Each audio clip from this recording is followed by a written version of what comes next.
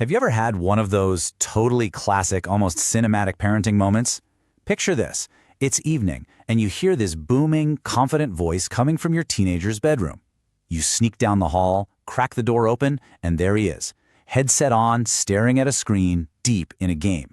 But man, the voice coming out of him? It's powerful. He's calling the shots, yelling out flanking maneuvers and defensive strategies like a seasoned general leading his troops. Well, welcome to This Explainer. Today, we're going to dive right into this universal mystery, this crazy teenage double life, and unpack the fascinating science behind what exactly is going on in their heads the second they log on. Because here's the wild contrast, right? On one hand, you've got that evening version of your teen, loud, totally confident, practically ruling the digital world. But then, fast forward to the very next morning, the school bus pulls up. That exact same kid steps out the front door, totally freezes up, and barely even makes eye contact with the neighbor's kid. Literally doesn't say a single word. It is a massive, stunning shift in behavior, and it happens in just a matter of hours. And seeing that night and day difference, it naturally leads us parents to a really quiet, kind of anxious concern. Watching him quietly shuffle onto that bus, you can't help but ask yourself the ultimate question. Which boy is the real one? Is that confident leader just an illusion, or is the quiet, anxious kid just a temporary phase? It's a deeply emotional puzzle for sure. Now, before we get into the heavy science, we got to acknowledge that this whole double life thing, it's not just about video games. It spans their entire digital existence. Maybe they're firing off these incredibly bold, articulate comments on social media, but then physically hiding in their room the second you have houseguests over. Or maybe they are the absolute life of the party in their group chats, pitching ideas, cracking jokes, totally leading the vibe. But the moment those exact same friends hang out in person, they shrink back and go completely quiet. They might even pour their hearts out to a total stranger online, sharing secrets they would never dream of bringing up at the dinner table. So, what is it about that screen that gives them so much freedom? Well, to really get it, we need to look at 4 key scientific facts. Starting with Fact 1, brain threat perception. Honestly, this first concept is an absolute game changer. It's going to completely reframe how you look at your kid's screen time. Because the secret to this teenage double life, it's literally hardwired into how the adolescent brain processes environmental threats. What's truly fascinating here is just the sheer volume of data their teenage brain is trying to juggle. Think about face-to-face communication. The brain is frantically processing dozens of complex signals all at once. Facial expressions, weird shifts in tone, subtle body language, exactly where the other person is looking. For a developing adolescent brain, all this incoming data basically triggers one massive, flashing alarm: am I being judged? And when that alarm goes off, the brain instantly slams into defense mode. Courage drops to 0. But behind a screen, the vast majority of those overwhelming judgmental signals are just gone. Poof. Without them, the brain can finally slip into a relaxed mode.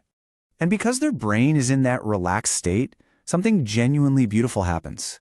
The research tells us that the bravery you're hearing through that bedroom door, it isn't artificial. That voice behind the screen isn't fake at all. It's unsuppressed potential. Without the heavy, crushing weight of real-world social threats, your teenager's true, authentic voice gets to emerge. They aren't putting on a mask online. They are actually taking off the mask of anxiety. Which brings us right to our second fact, the digital rehearsal stage. Think of theater actors, right? They absolutely need a safe environment to practice their lines and figure out their blocking way before opening night. Well, teenagers desperately need a stage to figure out who they are too. And the digital world, it provides exactly that crucial theater. In the psychology world, we call this identity rehearsal. The virtual world acts like this super low-cost stage to test drive behaviors.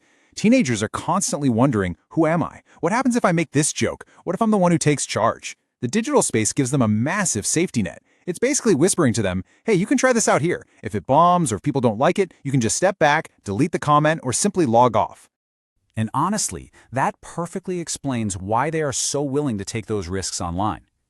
In the real world, once a word leaves your mouth, it just hangs there in the air forever. You can't take it back. The cost of a social blunder is incredibly high for a teen. But in the virtual world, those stakes are artificially lowered. And it's exactly that lower cost of messing up that gives a developing teenager the courage they need to experiment with their identity and actually find their voice. So the really crucial takeaway we hit with Fact 3 is that this online persona, it's actually the blueprint of their future self. Everything that we're rehearsing online right now is literally laying the groundwork for the adult they are going to become out there in the real world. It really boils down to this: that confident, commanding kid online is the potential that already exists inside, just waiting to be brought out into the real world. Remember, your teenager's brain is quite literally under construction. Their self-confidence is very much a work in progress. So that strong, decisive voice you hear echoing down the hall is absolutely not a fabricated, fictional character. It is the real potential residing deep inside your child. They just haven't figured out how to carry that exact energy onto the school bus quite yet. Which brings us to our fourth, and honestly, I think the absolute most hopeful fact of this whole explainer: building the bridge. Because the greatest news here is that online confidence doesn't just stay trapped inside the computer. It doesn't stay online forever. Psychological research actually shows a super clear progression here. It starts with step 1, virtual practice, where they use that low-threat environment we talked about to rehearse. Then, that naturally leads to step 2, positive online experience. When they successfully lead a team or make a new friend online, they get real, powerful social validation. And over time, those wins add up. They build up like a fat savings account of social currency. Eventually, this inevitably leads to step 3, real-world transfer. The confidence they've been practicing so safely behind a screen slowly starts to leak into their actual face-to-face interactions. So, let's bring this all the way back to that evening when you're standing outside your teenager's bedroom door. The next time you hear that loud, confident voice shouting strategies to his buddies, try listening to it with a completely new perspective. He isn't just wasting time. He isn't being fake. He is actively building the bridge to the real world. He's slowly gathering the tools he needs to eventually carry all that strength right out the front door. And here is where you come in. As a parent, you play an absolutely vital role in this whole process. You are the strongest pillar of that bridge. You are the foundational source of trust in their life. By simply understanding the science of why they feel safer online, and by validating the strength they're showing there, you help them feel secure enough to safely cross over from virtual bravery into real-world confidence. So, I want to leave you with one final thought to chew on today. The next time you see your kid completely immersed in their digital world, ask yourself, could their screen time actually be their first real step into the real world?